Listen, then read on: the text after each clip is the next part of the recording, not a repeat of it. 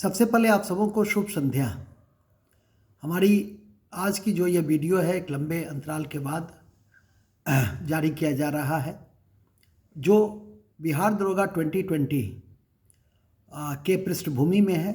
आज ही उसकी परीक्षा 4:30 बजे संपन्न हुई है और उसके उपरांत जब मुझे प्रश्न पत्र की प्राप्ति विभिन्न सोशल मीडिया और मेरे कई छात्रों के माध्यम से हुई, तो मुझे ऐसा लगा कि उस क्वेश्चन का विश्लेषण करना आवश्यक प्रतीत हो रहा है। हालांकि 2 क्वेश्चन के विकल्प गलत दिए गए थे।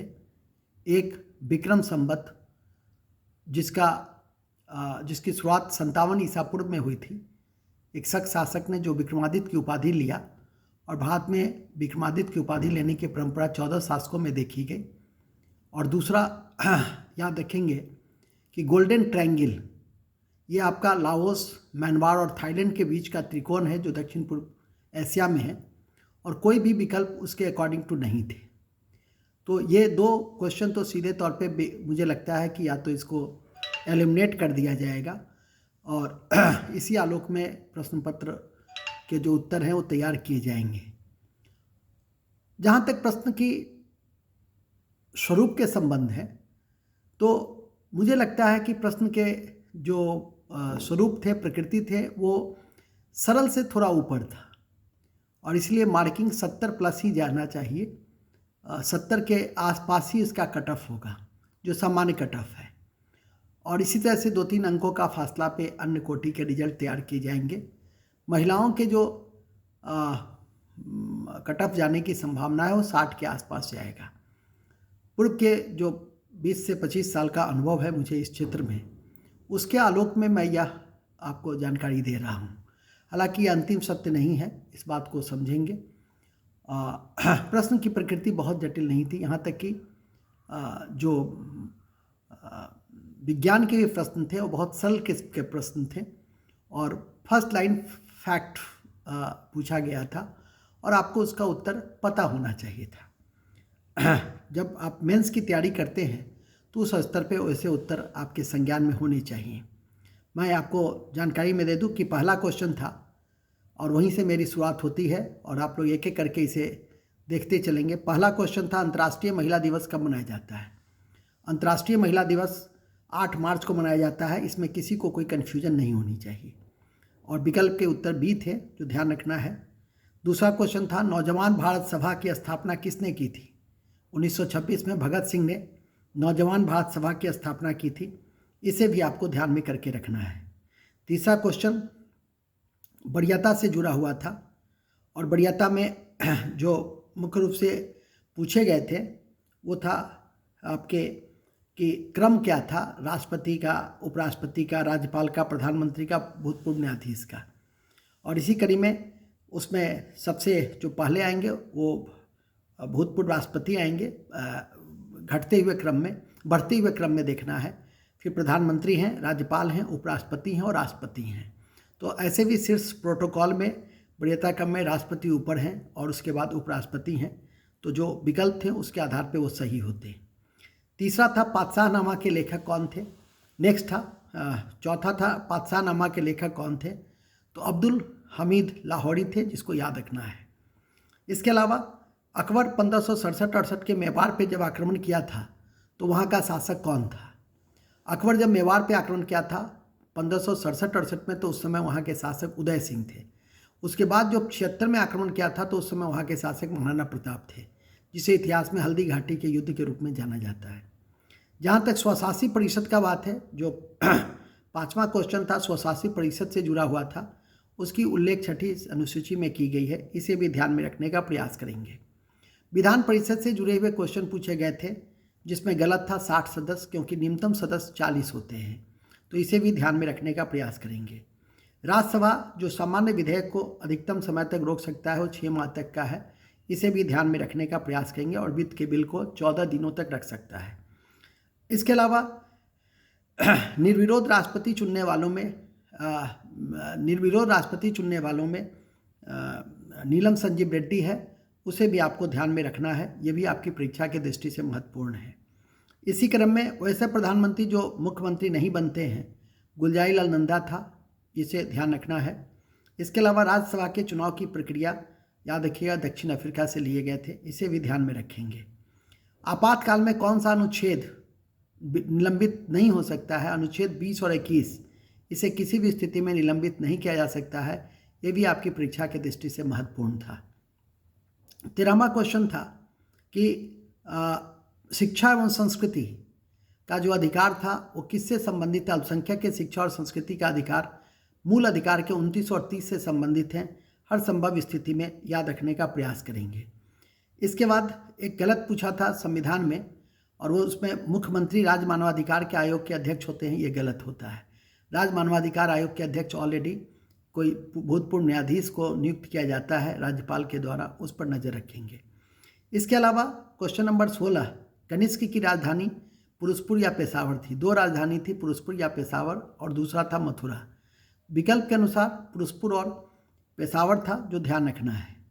इसके अतिरिक्त अश्वमेध यज्ञ कौन से गुप्त शासक ने शुरू किए थे? तो समुद्रगुप्त था, जो आपको ध्यान में करके रखना है। क्वेश्चन नंबर 18 है विक्रम संवत। मैंने बताया कि विक्रम संवत के उत्तर गलत है, जो उत्तर नहीं विकल्प गलत हैं, क्योंकि विकल्प में गुप्त के 4 शासक दिए थे। और याद रखिए कि इस कड़ी में जो सबसे महत्वपूर्ण है वो यह है कि विक्रम संवत 57 ईसा पूर्व में शुरू हुए थे। गुप्त संवत 319 में ईस्वी में चंद्रगुप्त प्रथम के द्वारा शुरू किया गया था।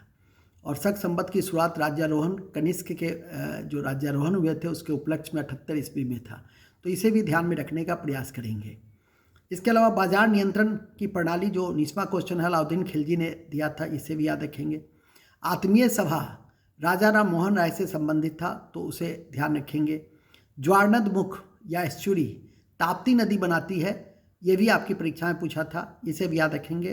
क्वेश्चन नंबर 22 है डेल्टा कौन सी नदी नहीं बनाती है? अरब सागर में गिरने वाली नदी डेल्टा का निर्माण नहीं करती, उसमें भी ताप्ती था, तो ध्यान रखेंगे। केबुल लामजाओ क्वेश्चन नंबर 23 केबुल लामजाओ मणिपुर में है, जो विश्व का एकमात्र तैरता हुआ उद्यान है, उसे भी ध्यान में रखने का प्रयास करेंगे। गांधी सागर परियोजना चंबल नदी पर है। पूरी परियोजना में यदि 15-20 परियोजना सबसे इम्पॉर्टेंट है तो उसमें गांधी सागर परियोजना सबसे इम्पॉर्टेंट होता है, और इसे ध्यान रखेंगे। चंबल नदी पर है। गांधी, राणा प्रताप और जवाहर सागर भविष्य के दृष्टि से भी। गारो खासी जयंतिया की पहाड़ी मेघालय में है, तो इसे भी आप ध्यान में रखेंगे, ये भी आपकी परीक्षा के दृष्टि से काफ़ी महत्वपूर्ण है। इसके अलावा काटो और जलाओ कृषि पद्धति झूम खेती के रूप में जाना जाता है, जो पर्यावरण के दृष्टि से महत्वपूर्ण नहीं होते हैं। उत्तर पूर्वी राज्यों में, विशेषकर जो अरुणाचल प्रदेश का एरिया है, उसमें इसकी अधिकता देखी जाती है। टोबिन कर बहुत इंपॉर्टेंट कर है, और ये करेंसी के लेन देन पर लगाए जाते थे, तो इसको ध्यान में रखेंगे। यॉर्कर क्रिकेट के से संबंधित है, यॉर्कर, जो काफ़ी इंपॉर्टेंट है। डेविस कप का संबंध टेनिस से है, और ये आपको ध्यान में होना चाहिए। तटीय राज्य क्वेश्चन नंबर 31, तटीय राज्य 9 राज्य हैं और 4 केंद्र शासित प्रदेश, लेकिन तटीय राज्य 9 थे, विकल्प में बिल्कुल सही था। नौकायन दौर किस राज्य से संबंधित है? तो केरल से संबंधित है, उसे भी ध्यान रखेंगे। थोरियम का उत्पादन करने वाला कौन सा राज्य है? तो केरल है, यह भी इंपॉर्टेंट था, जो परीक्षा के दृष्टि से मैंने बताया। क्वेश्चन नंबर 34, अंतर्राष्ट्रीय श्रम संगठन का मुख्यालय कहाँ है? जिनेवा में है। सारे प्रश्न आपके बहुत सरल किस्म के थे। इसके अतिरिक्त क्वेश्चन नंबर 35, पृथ्वी के घूर्णन के कारण नहीं है ऋतु परिवर्तन, तो इसे भी ध्यान रखेंगे। इसके बाद पूछा था क्वेश्चन नंबर 36 में कि कंबोडिया कहाँ है?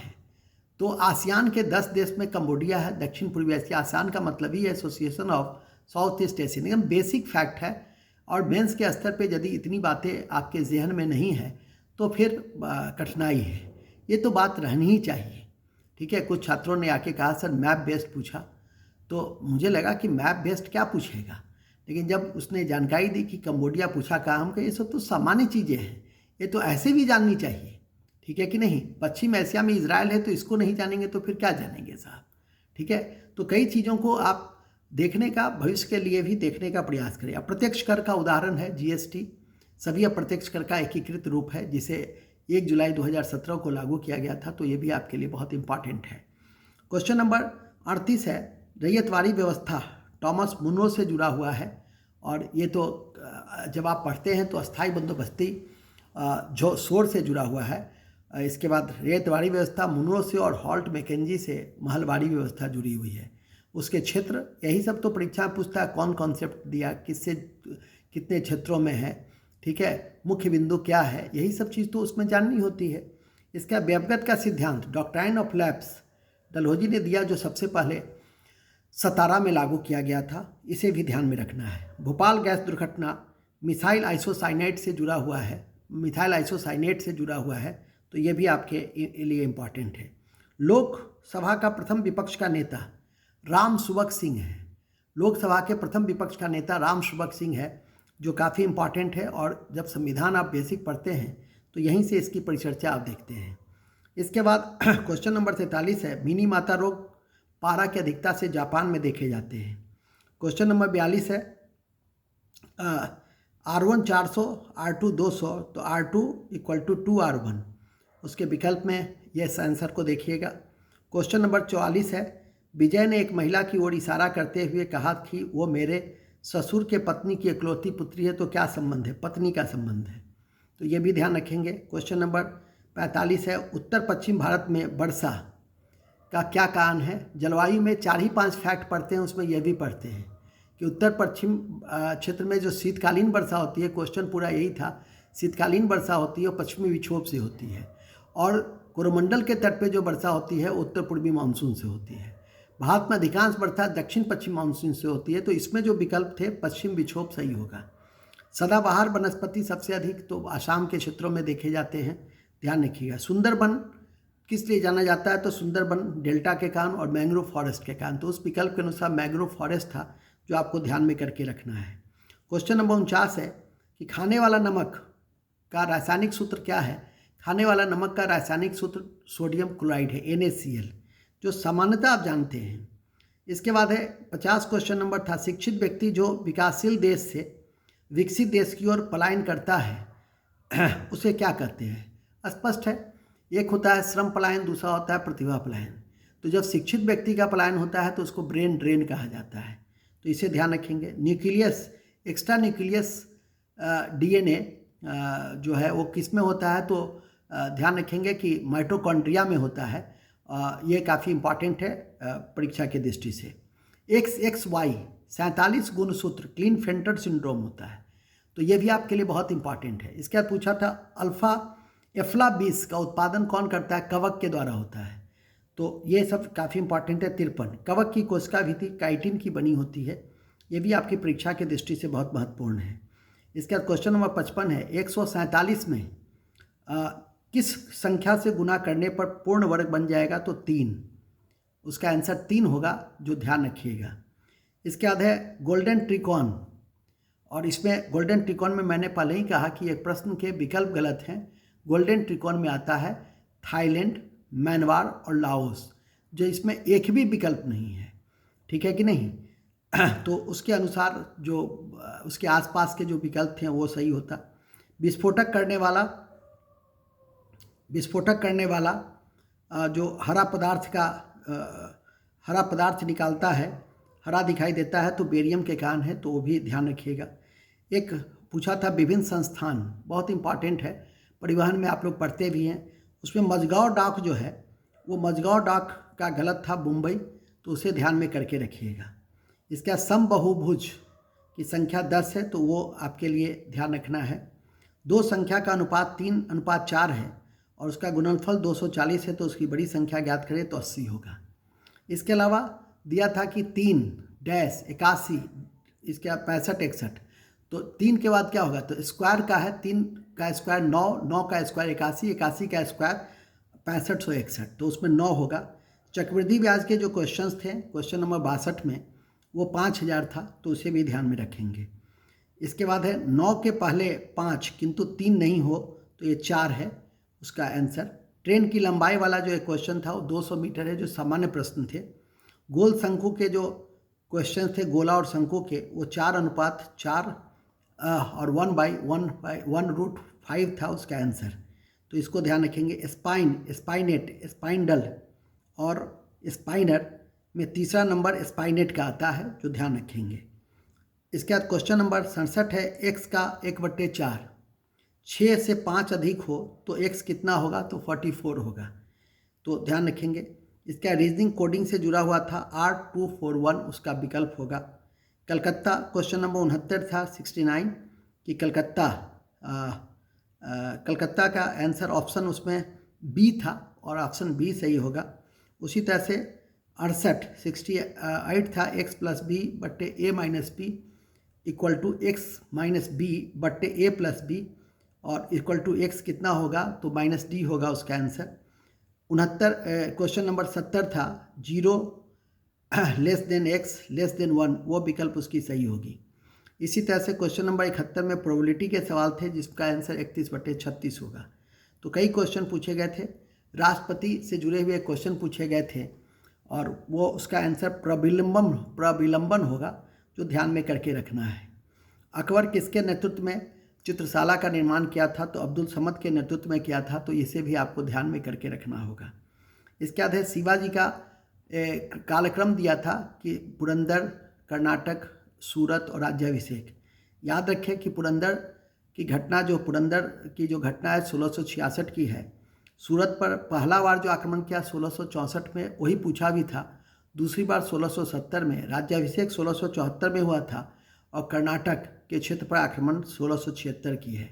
तो उसके जो विकल्प होंगे सूरत, पुरंदर, राज्याभिषेक और कर्नाटक होगा। बंगाल में मानसून पूर्व वर्षा को काल वैसाखी के नाम से जानते हैं, याद रखिएगा। इसके बाद क्वेश्चन नंबर 77 था, परिमेय संख्या है, तो परिमेय संख्या है तो √2 का होल और स्क्वायर, वो से याद रखिएगा। एक क्वेश्चन आया था, ये थोड़े से जटिल प्रश्न थे। क्वेश्चन नंबर 77, प्यूनिक युद्ध रोम और कार्थेज के बीच में हुआ था, जिसे ध्यान रखेंगे। क्वेश्चन नंबर 78, फ्रांस का तृतीय क्षेत्र में पादरी नहीं आता था, वो दूसरे क्षेत्र में आता था, 3 क्षेत्रक था और थर्ड स्टेट में जो सामान्य वर्ग थे वो आते थे, तो उसे ध्यान रखेंगे। इसके बाद है क्वेश्चन नंबर 79 है कि एक वस्तु की कीमत और उसमें जो आंसर है उसमें वृद्धि 900 आंसर होगा, तो उससे जुड़े हुए प्रश्न थे। क्वेश्चन नंबर 81 है, लौह इस्पात उद्योग में आवश्यकता है, कोकिंग कोयला की आवश्यकता होती है, तो ध्यान रखेंगे। क्वेश्चन नंबर 82 है, बर्फ़ का दाब बढ़ने पर गलनांक पर क्या प्रभाव पड़ता है, तो घट जाता है, तो ये भी इम्पॉर्टेंट है। क्वेश्चन नंबर 83 है, कैबिनेट मिशन के सदस्य नहीं थे, तो लॉरेंस, अलेक्जेंडर और क्रिप्स थे और विलियम वार्ड दिया था, तो वो नहीं थे। क्वेश्चन नंबर 84 है, भ्रूण और गर्भाशय के बीच के जो कार्य थे वो प्लेसेंटा, उसका विकल्प का आंसर प्लेसेंटा या अपरा होगा, जो ध्यान रखेंगे। इसके अलावा परीक्षा के दृष्टि से एक क्वेश्चन आया था, पॉलिशदार पाषाण की विशेषता। पॉलिशदार पाषाण की विशेषता है वो मध्य पाषाण काल की विशेषता नहीं होकर कई लोगों ने उसको मध्य पाषाण पे टिक लगाया, लेकिन वो नव पाषाण की विशेषता है। पॉलिशिंग की शुरुआत वहीं से होती है। इसके 2 मेज़ 3 कुर्सी के जो क्वेश्चंस थे उसके आंसर 800 होंगे। क्वेश्चन नंबर 89 में घड़ी की जो 4.5 दिशा है वो दक्षिणी पश्चिमी से जुड़ी हुई है, तो उसे भी ध्यान में रखने का प्रयास करेंगे। इसके बाद है रीजनिंग से आने वाला कल के संदर्भ में क्वेश्चंस पूछे गए थे, तो उसे भी ध्यान रखेंगे। और फिर आता है क्वेश्चन नंबर 91 है कि OP + OQ > PQ, ये जो विकल्प थे वो क्वेश्चन सही होगा, उसका जो आंसर है वो यही होगा। और फिर क्वेश्चन नंबर 92 में था कि सबसे कम जनसंख्या घनत्व वाले कौन से राज्य थे, तो अरुणाचल प्रदेश है, जो आपको ध्यान में रखना है कि 17 है और सबसे अधिक बिहार में है। इसका क्वेश्चन नंबर 94 है कि एनी बेसेंट से जुड़ा हुआ था कि 4 संगठन दिए हुए थे, उसमें जो गलत है वो एनी बेसेंट से जुड़ा हुआ था, सर्वेंट ऑफ इंडिया सोसाइटी, जो गोखले ने स्थापित किया था और आप लोग पढ़ते भी होंगे। उसी तरह से क्वेश्चन नंबर 96 था कि हाइड्रोजन का जो समस्थानिक कौन नहीं है, तो प्रोटियम, ड्यूटेरियम, ट्राइटियम होते हैं, इट्रियम नहीं होता है, और यही विकल्प भी दिए गए थे। सामान्य मनुष्य का रक्तदाब जो क्वेश्चन नंबर 97 है कितने होते हैं, तो 120/80 mmHg होता है, जो विकल्प में उत्तर थे और आप उसे सही मानेंगे। सत्य है क्वेश्चन नंबर 98 है कि सत्य है वो है 2 सम संख्या का गुणन हमेशा सम होता है, तो यही सत्य है। क्वेश्चन नंबर 99 है कि प्रेरित विद्युत वाहक बल का परिमाण चुंबकीय फ्लक्स के में समय के साथ होने वाले परिवर्तन की दर के बराबर होता है, यह कथन किसका है? तो यह कथन फैराडे से संबंधित है। तो इसे भी आप याद रखने का प्रयास करेंगे। फैराडे के विद्युत चुंबकीय प्रेरण के सिद्धांत से जुड़ा हुआ है, जो आप ध्यान रखें हर संभव स्थिति में। इसके अलावा स्वतंत्रता प्राप्ति पश्चात राज्यों का गठन किस आधार पर किया गया? तो भाषाई आधार पर किया गया। ये भी इम्पॉर्टेंट है छात्रों के द्वारा जो मुझे प्रश्न मिले हैं, और उसके आधार पे मैं इन परिचर्चा इन बिंदुओं पे कर रहा हूँ। याद होगा कि स्वतंत्रता के बाद जो भाषाई आधार पे हुआ, रामालुलू के आमरण अनशन के उपरांत उसकी जो मृत्यु हो गई, तो भाषाई आधार पे जो पहला राज्य बना था वो आंध्र प्रदेश बने थे 1953 में। इसी सारे संदर्भों को आपको याद करके रखना है। मुझे पूरा विश्वास है कि अब आपको जो आंसर है उसको बनाने में कोई कन्फ्यूजन नहीं होगी, और जो गलत क्वेश्चन थे उसके विषय में भी आपको जानकारी दे दी गई है, और सही क्वेश्चंस की पूरी डिटेल वर्णन हम कर चुके हैं। चूँकि वीडियो बहुत लंबा नहीं होनी चाहिए, आप एक समान रूप से अपना एक परसेप्शन डेवलप कर लें कि मैं 70 के आसपास हूँ कि नहीं हूँ। यदि आप 70 के आसपास हैं तो फिजिकल की तैयारी करें। ढेर सारी शुभकामना और आशीर्वाद। बहुत बहुत धन्यवाद। शुभ रात्रि।